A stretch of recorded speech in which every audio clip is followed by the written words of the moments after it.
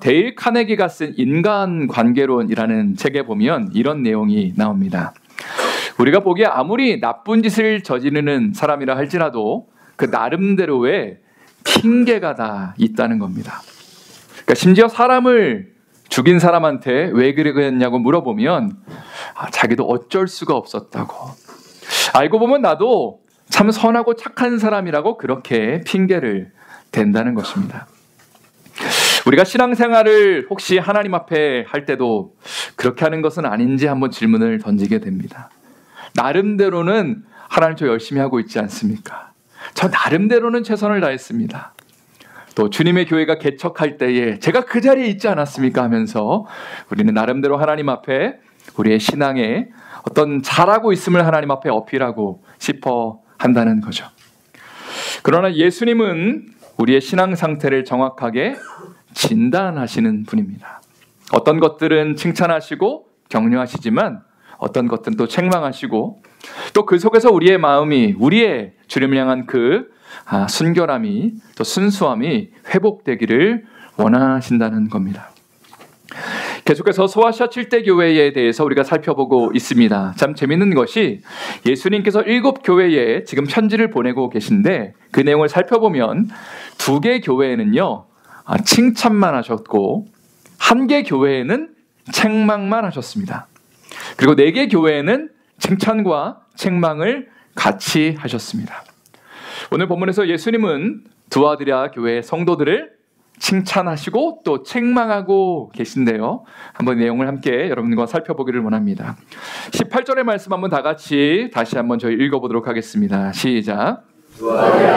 사자에게 편지하라. 그는 불꽃 같고 그 발이 빛난 주석과 같은 하나님의 아들이 이르시되. 슬라이드를 보시면 두아디라는 7대 교회 중에 비교적 북쪽에 위치해 있는 것을 보게 됩니다. 버가모와 사대 사이에 자리를 잡고 있죠. 두아디라는 특징적으로 구리와 청동 재련 사업이 발달되어 있었습니다. 그래서 오늘 본문 18절에 보면 이런 표현이 등장하죠. 그 발이 빛난 주석과 같다. 예수님을 표현하는 그 표현인데 이 주석이라는 것이 영어로는 브론즈라고 되어 있습니다. 그러니까 예수님의 그 발이 너무 빛나는 모습이 마치 청동과 같다, 구리와 같다라는 그런 비유적인 표현을 하고 있는 것이죠. 또 두아디라에서는 염색 산업이 발달되어 있었습니다.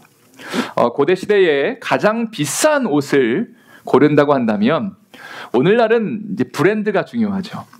뭐 에르메스라든지 또 있죠? 루이비통이라든지 그 저는 2개밖에 모릅니다. 어쨌든 여러 가지 브랜드가 있는데 고대 시대에는 그 브랜드가 중요한 것이 아니라 색깔이 중요했는데 바로 가장 비싼 옷이 바로 자주색 색깔을 띤 옷이었습니다. 왜냐하면 당시에는 천연 재료를 가지고 옷감을 염색을 했는데 이 자주색 색깔을 띠게 만드는 것이 가장 어려운 기술이었고 돈도 많이 들고 시간도 오래 소요되었다는 것이죠. 그래서 예수님께서 부자와 나사로 비유를 말씀하실 때에 부자고 입고 있었던 옷 색깔이 뭐였죠?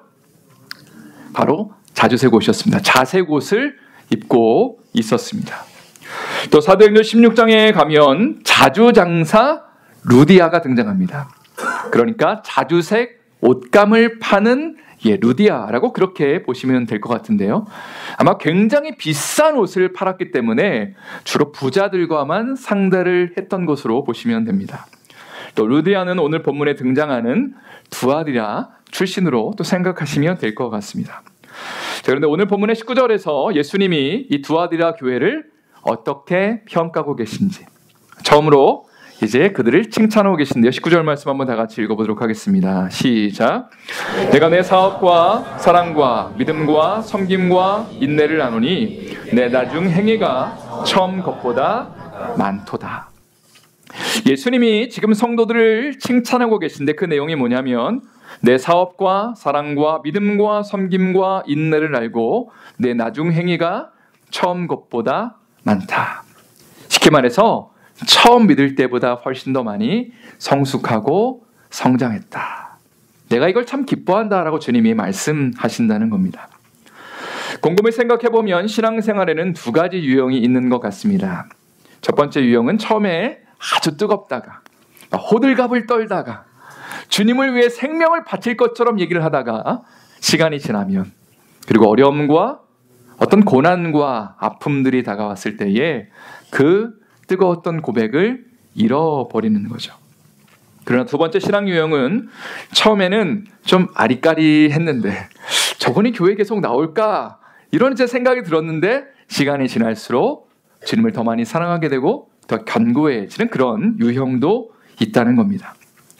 오늘 우리가 살펴볼 두 아들의 교회가 바로 그런 유형이었다는 것이고, 그렇다면 여러분은 어떤 유형에 속해 있는지, 처음에는 좀 뜨거웠다가 식어지는 유형인지, 아니면 조금 처음에는 미적지근하지만 시간이 지날수록 뜨거워지고 있는지 한번 여러분을 돌아가 보시면 좋을 것 같습니다.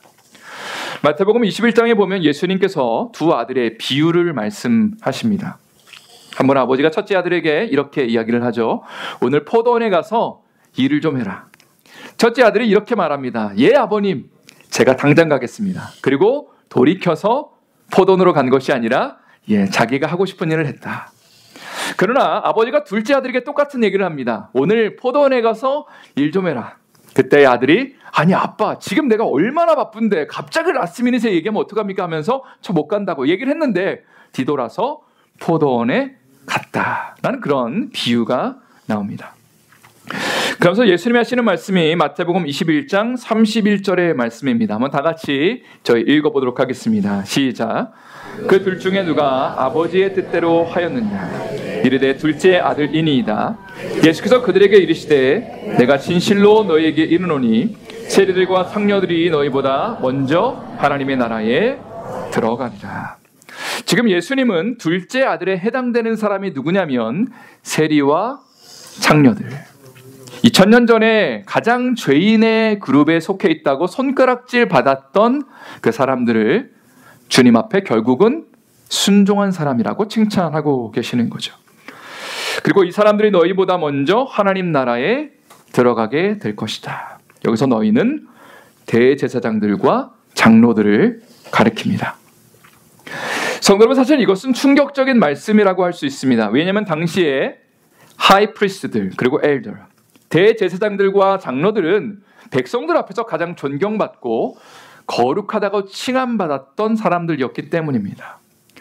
그러나 예수님은 대제사장들과 장로들이 첫째 아들처럼 보인다, 그리고 세리와 창녀들이 오히려 둘째 아들처럼 보인다라고 말씀하고 계시죠. 왜 그랬을까 한번 질문을 던져보게 됩니다. 대제사장들과 장로들은 사람들 앞에 거룩하게 보였습니다. 전부를 헌신하는 것처럼 사람들에게 말하고 가르쳤습니다. 그러나 뒤돌아서는 순종하지 않았다는 것이죠. 아마 이들의 영성의 특징은 자기를 높이고 자기를 드러내는 데 힘을 썼을 겁니다. 하나님을 위해서 신앙생활 한다고 생각했지만 결국은 나를 높이고 나를 드러내는 데 관심이 더 많았다는 것이죠. 그리고 하나님의 아들이 이 땅 가운데 오셨을 때에 결국 그들은 예수님을 부인하고 십자가에 못 박는 것을 보게 됩니다. 그러나 세리와 창녀들은 자신들의 죄인됨을 너무나 잘 알고 있었죠. 수많은 사람들이 자기를 손가락질했기 때문에 누구보다도 자기 스스로가 내가 선하지 않다는 것, 죄인이라는 것을 깨닫고 알았다는 겁니다. 그리고 참으로 아이러니한 것은 율법이 우리에게 알려주기를 원하는 메시지를 대제사장들과 장로들보다 세리와 창녀들이 더 잘 이해했다는 거죠. 율법은 우리에게 이렇게 선언하죠. 하나님 앞에서 열심을 가지고 율법을 가지고 어떤 의로운 행위를 가지고 하나님 앞에 설 수 없다는 것을 알려주는데, 이 메시지를 가장 잘 이해했던 그룹들이 바로 당시에 죄인이라고 칭함받았던 세리와 창녀들이었다는 거죠. 그리고 그들은 결국 예수님이 오셨을 때 그분을 영접하게 되는 것입니다. 여기서 신앙생활의 반전, 터닝 오버가 일어나게 되는 거죠. 아무것도 없다고 생각하는 사람들, 나는 부족하다고 생각하는 사람들에게 결국은 칭찬과 상급이 임하게 되고, 지금 잘하고 있다고 생각하는 사람들, 나는 부족한 게 없다고 생각하는 사람에게 책망과 벌이 임하게 되는 것입니다. 저는 이러한 일들이 지금 마음이 상한 분들이나 가슴을 치며 울고 있는 분들에게 분명히 일어나야 한다고 믿습니다. 이것을 위해서 세 가지가 필요한 것 같습니다. 첫 번째는 우리 스스로가 내가 절대적으로 선하다, 이 정도면 잘하고 있다라는 생각을 버릴 필요가 있습니다.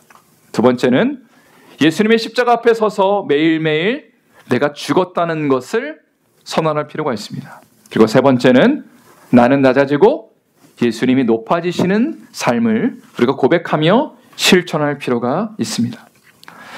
앞에서 저는 신앙생활에 두 가지 유형이 있다고 말씀드렸습니다. 처음에는 대단한 것처럼 보이다가, 주님을 위해 생명을 바칠 것처럼 그렇게 보이는 어떤 외형적인 신앙 모습을 갖고 있다가 나중에 결국은 식어지는 그 신앙의 유형에 대한 이야기를 나누었죠.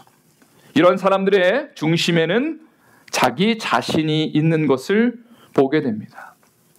주님을 위해 봉사하고 헌금을 하고 경건한 삶을 실천한다고 말을 하지만 결국 그 속에 자기 자신이 있는 거죠. 내가 드러나고 내가 높아지고 내가 누구인지를 증명하기를 원하는 그런 모습들이 있는 겁니다. 결국 예수님을 의지하는 신앙생활이 아니라 자기 자신을 의지하는 신앙생활을 하게 되는 것입니다. 그러나 지금은 많이 부족해 보이지만 성장하고 성숙하는 사람들의 특징이 있죠. 바로 예수님과 동행하는 삶, 예수님과 교제하는 삶을 실천한다는 거죠. 아마 우리 가운데 이런 고백을 갖고 있는 계신 분들이 있을 겁니다. 나는 너무나 배고프고 목마르고 애통하고 있습니다. 나는 소망이 없는 것 같아요. 나는 희망이 없는 것 같아요. 나 진짜 너무 힘들어요. 나 정말 어떻게 해야 될지 모르겠어요. 라고 고백하는 분들이 있다면 예수님이 그렇게 말씀하시는 것이죠. 바로 내가 너를 위해 이 땅 가운데 왔다. 바로 내가 너에게 그 영적인 양식과 그 천국의 소망을 주고 싶어서 너에게 왔다라고 주님이 말씀하시는 것이죠. 복음이라는 것은 예수님의 그 말씀과 음성의 전심으로 반응하는 것입니다.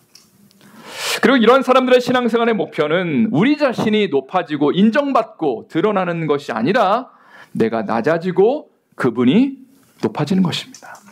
때로는 신앙생활 하다가 기쁘고 감사한 순간도 있지만, 은혜로운 순간도 있지만 마음이 상하고 때로는 마음이 좀 아린 경우도 있죠. 자존심이 상할 때도 있습니다. 근데 중요한 것은 그때의 우리의 관심이 나의 자존심을 지키는 게 아니라, 기분 나쁘니까 내가 뭔가를 해야겠다고 말하는 것이 아니라 내가 낮아지는 것, 내가 낮춰지고 주님의 왕 되신 게 무엇인가, 주님의 내 삶 가운데 나를 이끌어 가시는 것이 무엇인가를 돌아보며 그 주님의 왕되심 앞에 나의 삶을 굴복하는 것이 바로 마지막까지 주님 앞에 칭찬을 얻는, 그리고 성장하고 성숙하는 비결이라는 거죠. 이러한 은혜와 축복이 우리 삶에 넘치기를 예수님의 이름으로 축원드립니다. 네. 오늘 본문 말씀 20절과 21절의 말씀 한번 또 다 같이 저희 읽어보도록 하겠습니다. 함께 읽겠습니다. 시작. 그러나 내게 책망할 일이 있노라. 자칭 선지자라는 여자 이세벨을 내가 용납함이니 그가 내 종들을 가르쳐 깨어 행음하게 하고 우상의 제물을 먹게 하는도다. 또 내가 그에게 회개할 기회를 주었으되 자기의 음행을 회개하고자 하지 아니하는도다. 여기 보니까 이세벨이란 여인이 등장합니다. 이세벨은 원래 구약시대에 살았던 북이스라엘의 7대 왕 아합 왕의 부인이었습니다. 아마 오늘 본문에 등장하는 두 아들이야 교회에 이세벨과 같은 여인이 있었던 것 같습니다. 이 사람은 교회에 들어와서 좋지 않은 영향력을 행사하는 것이 마치 구약시대의 이세벨과 같다라고 주님이 그렇게 평가하시는 거죠. 20절에 보니까 이 사람으로 인해 많은 성도들이 행음하고 우상의 제물을 먹게 된다. 21절에 예수님이 그에게 회개할 기회를 주셨지만 회개하지 않았다라고 이야기를 하고 있습니다. 오늘 말씀을 제대로 이해하려면 구약시대에 이세벨이 어떤 인물이었는지를 좀 나눌 필요가 있습니다. 그녀는 원래 이스라엘 사람이 아니라 시돈 왕 엣바알의 딸이었다. 그러니까 이방 나라의 그 임금의 딸이었다는 것이죠. 근데 이스라엘로 지금 시집을 오게 된 것입니다. 바알과 아세라를 숭배했던 사람이고요. 그리고 아합 왕에게 시집 와서 바알과 아세라 신앙을 수많은 이스라엘 백성들에게 전파하였습니다. 그리고 지금 엘리야라는 선지자가 이제 이것을 저지하기 위해서 한 번은 갈멜산이라는 곳에서 850명의 바알과 아세라 선지자와 함께 대결을 벌이게 되죠. 그리고 이것을 많은 백성들이 지켜보게 됩니다. 그때 엘리야가 백성들에게 뭐라고 말하냐면 열왕기상 18장 21절 말씀 제가 읽어드릴게요. 엘리야가 모든 백성에게 가까이 나아가 이르되 너희가 어느 때까지 둘 사이에서 머뭇머뭇하려느냐. 여호와가 만일 하나님이면 그를 따르고 바알이 만일 하나님이면 그를 따를지니라 하니 백성의 말 한마디도 대답하지 아니하는지라. 자, 여기 보니까 엘리야가 모든 백성에게 가까이 나아가 말했다. 이 장면 한번 상상해 보십시오. 백성들 앞에 나가서 한 사람 한 사람 눈을 마주치며 이렇게 이야기를 하는 것이죠. 여러분, 어느 때까지 둘 사이에 머뭇머뭇 하시겠습니까? 여호와가 만약 하나님이라면 그를 섬겨야 되고 바알이 만약 하나님이라면 그를 따라야 됩니다. 이에 대해서 백성들이 대답하지 않았다라고 이야기를 하죠. 여기서 중요한 게 뭐냐면 지금 이스라엘 백성들은 하나님을 섬기지 않겠다고 말하고 있는 게 아닙니다. 자, 이 구절을 한번 잘 보세요. 하나님을 섬기겠다고 말하는 건 분명한데 여호와가 하나님이신지 바알이 하나님인지를 지금 혼돈스러워하는 것이 문제라는 겁니다. 이게 바로 이세벨이 이스라엘 백성들에게 준 영향력이죠. 하나님을 버리라고 말하는 것이 아니라 하나님을 믿고 열심히 따르라고 말하는데 바알과 아세라를 보여주면서 우상을 보여주면서 이것을 섬기는 것이 하나님을 따르는 것이다라고 이야기하는 것. 이스라엘 백성들에게 혼돈스럽고 헷갈리는 신앙을 알려준 것이 바로 이세벨의 특징이었다는 거죠. 출애굽기 32장 4절 말씀을 한번 또 보도록 하겠습니다. 여기서도 좀 헷갈리는 신앙의 전형적인 샘플이 나오게 되는데 한번 다 같이 읽어보겠습니다. 시작. 아론이 그들의 손에서 금고리를 받아 부어서 조각칼로 새겨 송아지 형상을 만드니 그들이 말하되 이스라엘아 이는 너희를 애굽 땅에서 인도하여 낸 너희의 신이로다 하는지라. 이스라엘 백성들이 출애굽했을 때에 모세는 하나님께 율법을 받으러 산으로 올라갔습니다. 오랫동안 소식이 없다 보니까 백성들이 아론에게 가서 우리를 인도하여 낼 신을 만들어내라 라고 이야기를 하죠. 그리고 많은 금부치를 모아서 아론이 만든 것이 바로 금송아지였습니다. 자, 그런데 그 금송아지를 향해서 뭐라고 말했냐면 이 표현이 중요하죠. 이는 너희를 애굽 땅에서 인도하여 낸 너희의 신이로다. 이 신이라는 단어가 히브리어로는 엘로힘입니다. 영어로는 가시고 한국말로는 하나님이라는 거죠. 그러니까 지금 이스라엘 백성들이 하나님을 부인하고 있는 것이 아니라는 거예요. 하나님을 믿고 싶은데 하나님을 잘 섬기고 싶은데 그분을 눈에 보여달라는 것이죠. 그리고 금송아지를 만들어주니까 이분이 바로 우리가 믿고 있는 우리를 인도할 하나님이시군요 라고 이야기를 했다는 것입니다. 성도 여러분, 우리는 여기서 구약 성경이 우리에게 말하고 있는 우상 숭배가 어떤 것인지를 발견하게 됩니다. 많은 경우에 우상 숭배는 하나님을 버리는 것이 아닙니다. 그런 형태로 나타나잖아요. 우상 숭배는 하나님도 섬기고 우상도 함께 섬기는 모습으로 나타나거나 혹은 하나님을 섬기는데 내가 원하는 모습으로 내가 바라는 모습으로 하나님을 섬길 때에 그것을 하나님은 우상 숭배라고 진단하신다는 거죠. 오늘 본문에서도 비슷한 일이 벌어지고 있는 겁니다. 요한계시록 2장 20절 말씀을 다시 한번 읽어보도록 하겠습니다. 20절 말씀 한번 읽겠습니다. 시작. 그러나 내게 책망할 일이 있노라. 자칭 선지자라는 여자 이세벨을 내가 용납함이니 그가 내 종들을 가르쳐 깨어 행음하게 하고 우상의 제물을 먹게 하는도다. 이세벨이라는 여자가 지금 성도들을 깨어 행음하게 하고 우상의 제물을 먹게 만들었다. 몇 주 전에도 나눴지만 당시의 사람들은 우상을 숭배하는 문화 속에 살고 있었습니다. 이거를 우상 숭배라고 아무도 생각하지 않았고 죄라고도 아무도 생각하지 않았습니다. 오히려 신전이 주최하는 축제에 페스티벌에 참여하는 것이 일상의 일이었죠. 우상들을 섬기고 술을 마시고 성적으로 부정한 일을 저지르는 것이 절대로 죄라는 이름으로 사람들에게 다가가지 않았다는 겁니다. 그냥 문화적으로 힙한 일, 사람을 사귀는 일, 그냥 트렌드에 맞춰서 사는 것이라고 당시의 사람들은 이 일을 정의했다는 거죠. 한국에서도 사업 같은 것을 시작할 때에 돼지머리를 사서 고사를 지내는 문화가 남아 있습니다. 또 회식을 가면 밥만 먹는 것이 아니라 밥 먹고 난 다음에 2차, 3차를 가서 또 넘지 말아야 될 선을 넘는 경우가 많이 있죠. 이런 문화가 2000년 전에 죄의 모양과 모습으로 들어온 것이 아니라 일상의 문화와 모습으로 많은 사람들의 삶에 자연스럽게 침투해 있었다는 겁니다. 자, 그런데 20절 중간에 보니까 이런 표현이 등장하죠. 자칭 선지자라 하는 여자 이세벨을 내가 용납합니다. 자칭 선지자라는 게 무슨 의미일까요? 우상 숭배자의 모습으로 이 여인이 교회에 접근하지 않았다는 겁니다. 선지자의 모습으로 접근했다는 거죠.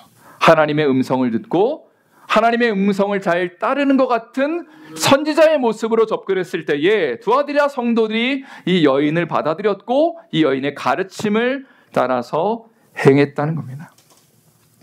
아마 그녀는 그가 됐을지 그녀가 됐을지 모르겠습니다. 남성이 될지 여성이 될지 모르겠습니다. 어쨌든 그 이세벨로 지칭되는 그 성도는 하나님을 잘 믿는 모습으로 와서 이렇게 이야기를 하는 겁니다.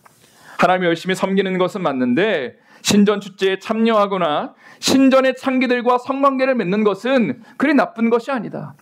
크리스찬으로서 사회생활도 해야 되는 거 맞지 않냐라는 어떤 좀 헷갈리는 이야기들, 좀 타협의 지점들을 만들어내고 하나님 믿으면서도 충분히 이것을 할 수 있다라고 가르침을 베풀었다는 것이죠. 이제 이 말씀을 우리의 삶 가운데 한번 적용해 보기를 원합니다. 미국에 살고 있는 한인 크리스찬들에게 이세벨 신앙 같은 것은 무엇이 있을까? 좀 헷갈려하는, 하나님을 믿는다고 말하지만 그러나 우상을 섬기는 모습은 무엇이 있을까를 한번 우리 스스로가 돌아볼 필요가 있는 겁니다. 기복신앙이라는 것이 있죠. 영어로는 Prosperity Gospel입니다. 하나님 믿으면 문제가 사라지고 건강하고 자녀가 잘 되어야 한다고 믿는 거죠. 그리고 만약에 우리 삶 가운데 문제가 해결되지 않으면 하나님을 잘못 믿고 있다고 생각하는 것입니다. 성공주의도 비슷한 맥락에서 이해가 가능합니다. 이국 땅에서 외국 땅에서 살아가면서 생존을 위해 서바이벌하면서 뭔가 안정적인 생활을 꿈꾸는 것, 돈을 좀 많이 벌고 싶은 것, 당연한 우리의 욕구라고 할 수 있죠. 그러나 이런 복과 부유함이 예수님 믿으면 당연히 따라온다고 말하는 것은 복음의 정신을 훼손하는 일입니다. 왜냐하면 우리가 예수님을 믿고 구원에 참여한다는 것은 성공으로 부르심받는 것이 아니라 예수님과 동행하는 삶으로 부름받는 것이기 때문이죠. 다시 한번요. 예수님 믿는 게 뭐냐? 예수 잘 믿는 게 뭐냐? 그것은 성공하는 삶으로의 부르심이 아니라 우리의 삶 가운데 어떤 상황과 환경 속에서도 예수님과 동행하는 삶으로의 부르심이라는 겁니다. 만약에 하나님을 믿는 가운데 우리의 삶의 복과 풍요함이 허락됐다면 감사를 고백해야 됩니다. 그리고 이거 내가 잘나서, 내가 뭔가 뛰어나서 부지런해서 이거 내가 얻은 거라고 생각하면서 나만을 위해 우리의 삶의 물질과 시간의 그 부요함을 사용한다면 그것은 복음의 정신을 훼손하는 것이죠. 오히려 사명을 감당하는데 하나님이 나에게 주신 그 복을 사용해야 됩니다. 그러나 반대로 우리의 삶의 고난과 어려움을 주님이 허락하신다면 역시 감사를 고백하며 주님과 동행해야 되는 것이죠. 하루하루 예수님 바라보며 그분을 따라가는 것이 우리의 삶의 복음을 실천하는 일이라는 겁니다.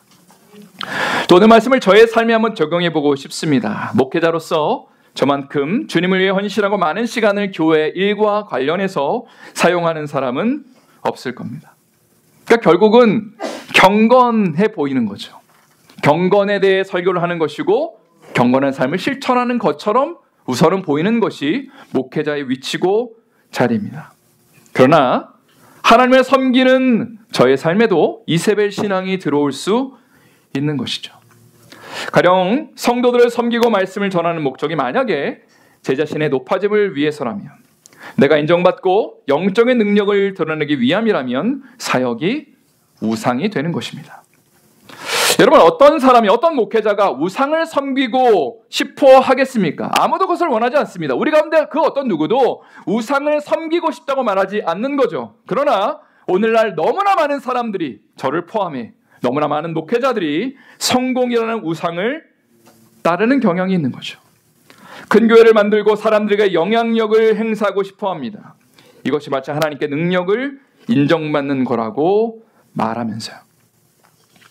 물론 복음을 열심히 전한 결과 하나님의 교회를 부흥케 하신다면 그것은 하나님 앞에 영광을 돌릴 일입니다. 그리고 사명을 감당해야 되는 교회로 쓰임받으면 되는 거죠. 그러나 교회가 커지고 사람이 많아지는 것이 예수님 따르는 본질이라고 말한다면 그것은 뭔가 잘못된 것입니다. 복음의 본질은 크게 되고 성공하고 높아지는 것이 아니라 내가 드러나는 것이 아니라 예수님이 드러나는 것이기 때문입니다. 예수님과 동행하는 것이고 그분을 닮아나가는 것입니다. 여러분 한번 여러분의 삶을 돌아보세요. 주님과 동행하고 싶어 하는데 왜 언제나 생각해보면 그 중심에 내가 있는 거죠. 나의 자존심이 있는 것이고 나의 고정관념이 있는 것이고 더 높아지고 인정받기를 원하는 내가 중심에 있는 거죠. 그런데 그 우상을 주님 앞에 깨트려 버릴 때에 비로소 주님이 우리 삶의 왕이 되시는 거고 진정한 기쁨과 자유가 거기에 흘러넘치게 되는 것입니다. 자, 오늘 본문의 22절과 23절 말씀 또 한번 다 같이 읽어보도록 하겠습니다. 시작. 볼지어다 내가 그를 침상에 던질 터이요 또 그와 더불어 간음하는 자들도 만일 그의 행위를 회개하지 아니하면 큰 환난 가운데에 던지고 또 내가 사망으로 그의 자녀를 죽이리니 모든 교회가 나는 사람의 뜻과 마음을 살피는 자인 줄 알지라. 내가 너희 각 사람의 행위대로 갚아주리라. 예수님은 이세벨의 역할을 하는 사람과 그를 추종하는 사람들을 향해 지금 경고하고 계시죠. 그리고 23절에 와닿는 표현이 하나 등장하는데 모든 교회가 나는 사람의 뜻과 마음을 살피는 자인 줄 알지라 라는 말씀입니다. 앞에서 이야기한 것처럼 이세벨적인 가르침은 사실 공동체 안에서 분별하기가 쉽지가 않습니다. 우리의 삶에서도 마찬가지이죠. 하나님을 잘 섬기고 싶지만 우리 마음 가운데 우상을 드러내는 것이 쉽지가 않아요. 뭐가 우상인지가 구별이 안 되는 거죠. 그러니까 예수님이 이렇게 말씀하신다는 거죠. 나는 사람의 뜻과 마음을 살피는 자이다. 우리 안에 어떤 것이 선하고 어떤 것이 우상인지를 드러내 주시는 분이라는 겁니다. 그렇다면 어떻게 우리가 주님 앞에 서야 될까요? 의로운 모습으로, 문제가 하나도 없는 모습으로, 주님 저는 괜찮아요, 제가 이 정도 주님 앞에 헌신하고 있습니다 라고 이야기를 하는 것이 아니라 죄인의 모습으로 날마다 설 필요가 있는 거죠. 주님을 위해서 내 삶을 드린다고 말하지만 여전히 부족한 나, 여전히 교만하고 이기적인 나의 모습을 주님 앞에 드러낼 때, 그때 비로소 우리의 마음 가운데 주님이 찾아오셔서 우리 안에 있는 우상을 드러내시고 그리고 우리의 삶에 주님의 기쁨과 그 충만함을 나누어 주시는 것입니다. 자, 마지막으로 25절부터 28절의 말씀을 한번 다 같이 또 읽어보도록 하겠습니다. 시작. 다만 너에게 있는 것을 내가 올 때까지 굳게 잡으라. 이기는 자와 끝까지 내 일을 지키는 그에게 만국을 다스리는 권세를 주리니 그가 철장을 가지고 그들을 다스려 질그를 깨트리는 것과 같이 하리라. 나도 내 아버지께 받은 것이 그러하니라. 내가 또 그에게 새벽별을 주리라. 여기 보니까 이세벨의 가르침을 거부했던 사람들도 지금 등장하는 것을 보게 됩니다. 그들에게 주님 뭐라고 말씀하시냐면 처음부터 갖고 있었던 것을 끝까지 굳게 붙잡아라. 이기는 자와 끝까지 내 일을 지키는 자에게 만국을 다스리는 권세를 주겠다. 그리고 28절에 또 약속을 하나 하시죠. 내가 또 그에게 새벽별을 주겠다. 여러분 주님의 교회 로고 보시면 십자가가 있고요, 작은 별이 하나 있습니다. 그게 뭔지 궁금하지 않으셨습니까? 바로 새벽별입니다. 새벽별. 예수님을 상징합니다. 새벽별은 첫 번째. 그리고 두 번째는 끝까지 믿음으로 이긴 사람에게 주시는 상급을 상징합니다.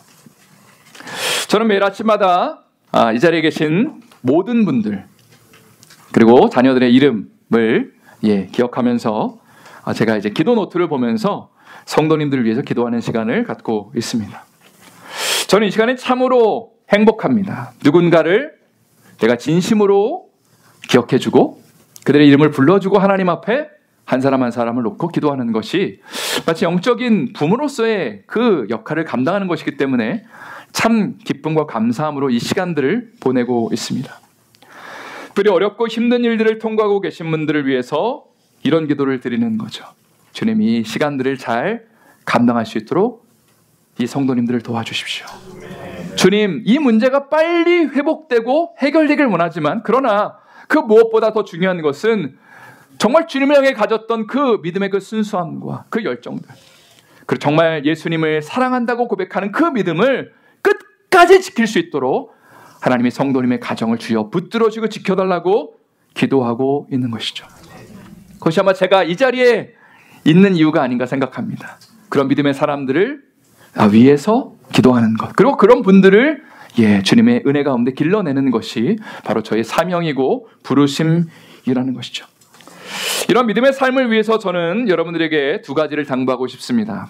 첫 번째는 매일 아침 일어나면 다음에 두 가지 선포를 하시기를 바랍니다. 저를 한번 따라할까요? 나는 예수 그리스도와 함께 이미 십자가에서 죽었습니다. 나는 예수 그리스도와 함께 매일매일 십자가에서 죽습니다. 이러한 선포를 꼭 하시기를 축복합니다. 두 번째는 성경 읽기에 참여하는 것입니다. 너무나 중요한 것 같아요. 그저 누군가가 준비한 말씀을 듣고 은혜 받는 것이 아니라 나의 개인의 삶 가운데 하나님의 말씀을 스스로 읽는 가운데 나에게 말씀하시는, 예수님이 오늘 말씀하시잖아요. 나는 사람의 마음과 뜻을 분별하는 자인 줄 알아라. 하나님의 말씀을 정기적으로 읽을 때에 그 주님 앞에 대면하는 것이고, 주님이 우리의 삶의 마음을 살펴주시고 우리 안에 있는 우상들을 드러내시는 겁니다. 그리고 우리 안에 주님을 향한 그 순수한 열정과 그 사랑을 우리 삶에 회복시켜 주시는 거죠. 이러한 은혜와 축복이 여러분의 삶의 가정과 교회 가운데 또 한 주간 충만히 넘쳐나시기를 예수님의 이름으로 축원드립니다. 이 시간에 우리 한번 합심으로 기도하길 원하는데요. 오늘 말씀을 기억하면서 먼저 기도하도록 하겠습니다. 혹시라도 우리 안에 이세벨의 영을 추종하는 모습은 없었는지 돌아보길 원합니다. 세상과 하나님을 동시에 섬기는 모습은 없었는지, 또 아무리 주님을 향해서 첫사랑을 찾고 싶은데 잘 안 돼서 뭐가 문제인지 고민하지는 않았습니까? 바로 우리 안에 감춰졌던 우상의 문제가 있는 것이죠. 이 시간에 이렇게 기도하길 원합니다. 우리 안에 감춰졌던 우상들이 드러나게 해주시고 예수님을 향한 순수한 열정과 사랑이 회복되게 하여 주시옵소서. 세상이 주는 기쁨과 감동보다 예수님이 주시는 감사와 기쁨, 나는 죽고 예수로 사는 그 은혜가 임하게 하여 주시옵소서. 또 힘들고 어려운 상황 가운데 있다면 마지막까지 믿음의 길을 걷는 가운데, 주님을 바라보는 가운데 새벽별을 선물로 받는 은혜를 허락하여 주시옵소서. 합심으로 기도하도록 하겠습니다.